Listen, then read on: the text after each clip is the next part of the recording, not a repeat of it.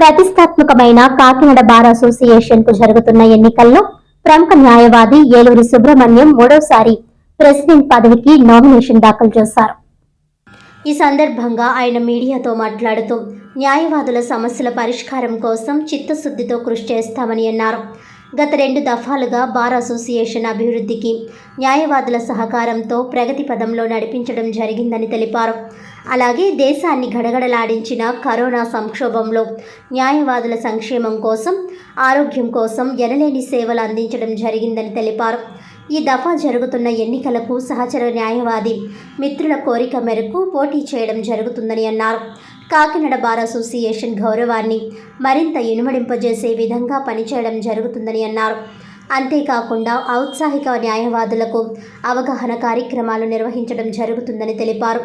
అలాగే న్యాయవాది వృత్తిలో కొనసాగుతున్న వారికి వృత్తి నైపుణ్యం శిక్షణ తరగతులు చేపట్టడం జరుగుతుందని అన్నారు.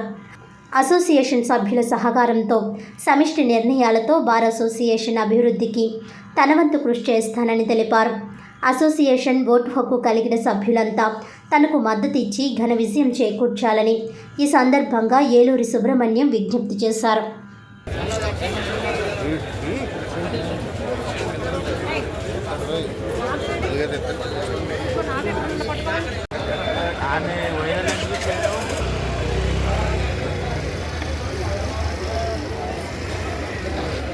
గ్రూప్లో పెట్టండి.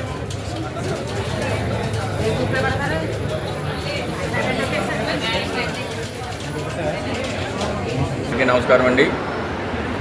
నేను కాకినాడ బార్ అసోసియేషన్ ప్రెసిడెంట్. నా పేరు ముత్తిడి విశ్వేశ్వరరావు. మా కాకినాడ బార్ అసోసియేషన్ 2025, 2026 సంవత్సరానికి గాను ఎన్నికలు నిర్వహిస్తూ ఉన్నాం. మన సోమవారం నుంచి నామినేషన్ ప్రక్రియ మొదలైంది. సోమవారం, మంగళవారం, బుధవారం అనగా ఈ రోజు వరకు నామినేషన్లు స్వీకరిస్తాం. తర్వాత ఎన్నికలు ఈ నెల 21వ తారీఖున ఉదయం 9 గంటల నుంచి సాయంకాలం 5 గంటల వరకు కూడా జరుగుతాయి. మా అసోసియేషన్లో సుమారు 1200 మంది సభ్యులు ఉన్నారండి. ఓటు హక్కు కలిగిన సభ్యులు ఉన్నారు. ఈరోజు వరకు ఇప్పటి వరకు ప్రెసిడెంట్ అభ్యర్థిగా 2 నామినేషన్లు దాఖలు చేయడం జరిగింది. సెక్రటరీ అభ్యర్థులు 3 నామినేషన్లు దాఖలు చేయడం అయింది. జాయింట్ సెక్రటరీకి 2 అభ్యర్థులు నామినేషన్ దాఖలు చేయడం అయింది. అదేవిధంగా ట్రెజరర్కు 2 అభ్యర్థులు నామినేషన్ దాఖలు చేయడం అయింది. లైబ్రరీ సెక్రటరీగా 3 అభ్యర్థులు, స్పోర్ట్స్ అండ్ కల్చరల్ సెక్రటరీగా 3 అభ్యర్థులు, ఇంకా మిగతా కమిటీ కూడా ఎగ్జిక్యూటివ్ కమిటీ మెంబర్స్ కూడా నామినేషన్ దాఖలు చేయడం అయింది. రేపు స్క్రూట్నీ, ఎల్లుండి అనగా 11వ తారీఖున విత్డ్రాల్స్, నామినేషన్ ఉపసంహరణ ఉంటుందండి. తర్వాత 21వ తారీఖున ఈ బార్ అసోసియేషన్ ఎలక్షన్స్ ఉదయం 9 గంటల నుంచి సాయంత్రం 5 గంటల వరకు కూడా పోలింగ్ జరుగుతుంది.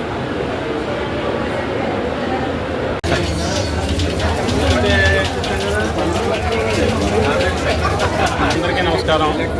సార్ ఈరోజు కాకినాడ బార్ అసోసియేషన్ ఎలక్షన్ 2025-26కి నామినేషన్స్ లాస్ట్ డేట్. ఈరోజు నేను బార్ అసోసియేషన్ ప్రెసిడెంట్గా నామినేషన్ ఫైల్ చేశాను.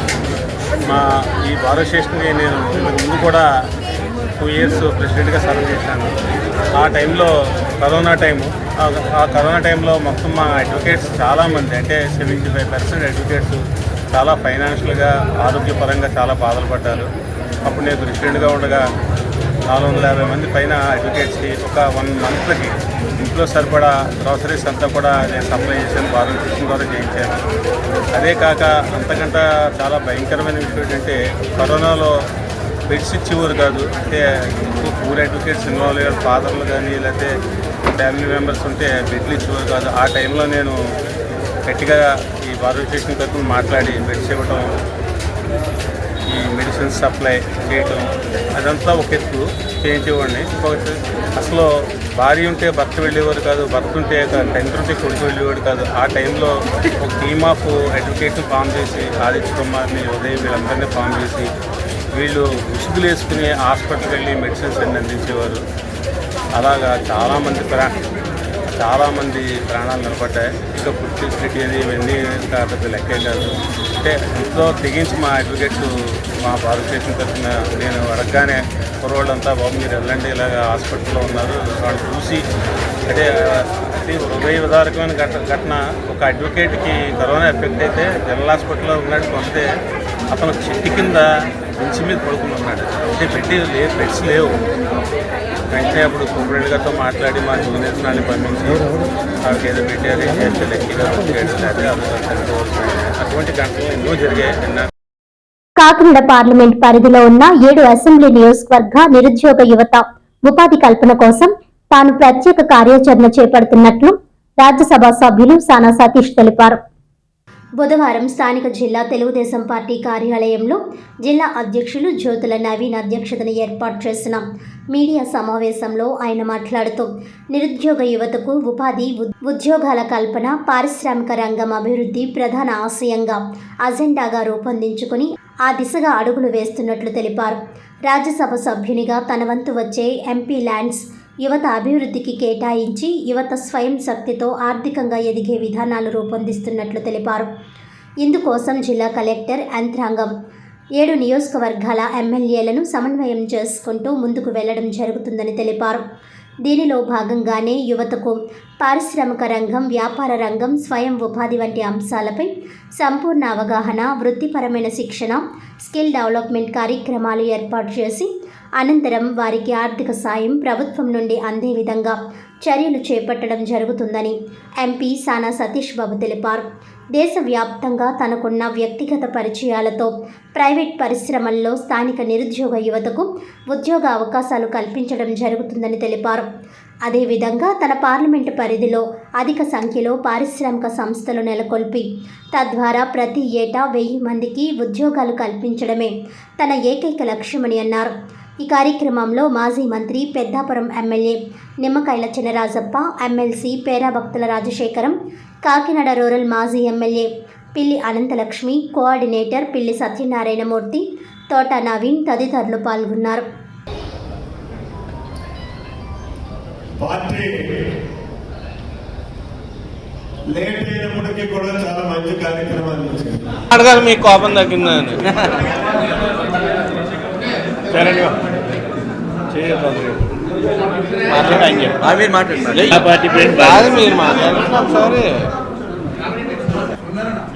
పబ్లిక్ 90%.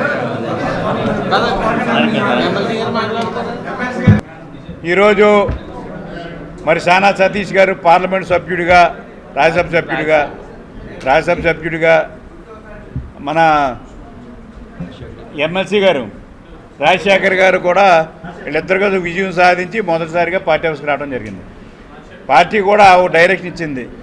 ప్రతి బుధవారం కూడా గ్రీవెన్స్ తీసుకోండి అని చెప్పి నియోజకవర్గాల్లో కానీ జిల్లా పార్టీ కానీ తీసుకోమని చెప్పి ఆదేశాలు ఇచ్చారు. మరి సానా సతీష్ గారు వచ్చిన సందర్భంలో కొన్ని తీసుకోవాలి, గ్రీవెన్స్ తీసుకుని ఇవాళ పరిష్కారం ముందుకు వెళ్ళాలనే ఆలోచనతో ఈరోజు మొదటగా మరి జిల్లా పార్టీ ఆఫీసులో పెట్టడం జరిగింది. అందరూ శాసనసభ్యులు కానీ ఎక్స్ఎమ్మెల్యేలు కానీ పెద్దలందరూ కూడా రావడం జరిగింది. అయితే సమస్యలు వచ్చినప్పటికీ మరి ఇలా 5 సంవత్సరాల్లో కూడా వైసీపీ ప్రభుత్వం పక్కన పాడేసింది. మేము వచ్చిన కాడి నుంచి కూడా ఈ 10 నెలల్లోని కూడా సమస్యల పరిష్కారం తీసుకొని మేము వెళ్తున్నాం. నాకు ఎంపీ అయిన తర్వాత ఫస్ట్ ఎంపీ ల్యాండ్స్ వచ్చినాయి. ఈ ఎంపీ ల్యాండ్స్ని నేను ఫస్ట్ టైము కాకినాడకి ఎలాగా డెవలప్ చేయాలి అన్న దాని మీద నేను నా యొక్క సొంత టీంని శాసనసభ్యులతో అందరితో మాట్లాడుతున్నాను. నా ఆలోచన ఏంటంటే I want create separate entrepreneur డెవలప్మెంట్కి ఒకటి క్రియేట్ చేద్దామన్నది ఒక ఆలోచన. కలెక్టర్ గారితో మొన్న కూడా డిస్కస్ చేసాం.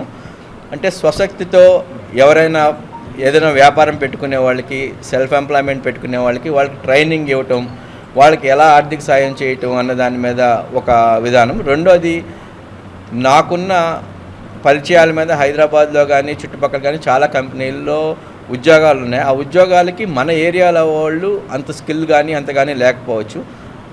వారి అవసరాలకి సంబంధించి ఇక్కడ వాళ్ళు స్కిల్ డెవలప్మెంట్ చేసి మన ఏరియాలో వాళ్ళకి ఉద్యోగాలు ఇప్పించాలన్నది ఒక ఆలోచన. ఈ రెండింటి మీద నా ఎంపీ ల్యాండ్స్ని కలెక్టర్ గారితో మాట్లాడి ప్రతి సంవత్సరం 1000 మందికి మనం ఉద్యోగాలు ఇవ్వగలమా కాకినాడలో అన్న దాని మీద మేము వర్క్ చేస్తున్నాం. దాన్ని ఈ 7 శాసనసభ్యులతో కూర్చొని మాట్లాడి డిప్యూటీ సీఎం గారితో కూడా మాట్లాడి దీన్ని ఎలా ముందుకు తీసుకెళ్లాలన్న దాన్ని ఒక నెల రోజుల్లో ప్రణాళిక మీకు తెలియజేస్తాం.